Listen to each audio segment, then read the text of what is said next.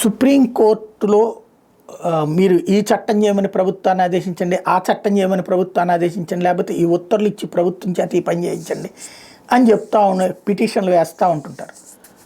వేసే లాయర్కి తెలుసు, అట్లాగే వేసేటటువంటి ఆ లాయర్ తరపున మనుషులకి తెలుసు.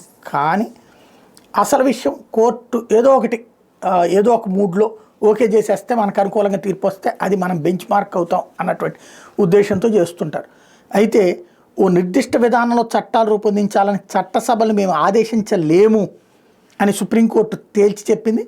చట్టాలు చేసేటప్పుడు పార్లమెంట్ అన్ని కోణాలని పరిశీలిస్తుంది.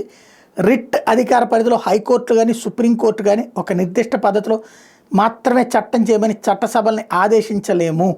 ఇది తాజాగా సుప్రీంకోర్టు తేల్చి చెప్పింది. ఎవరైతే justice BR Gavai, justice Augustine George మహేష్ల ధర్మాసనం ఈ మేరకు తీర్పిచ్చింది.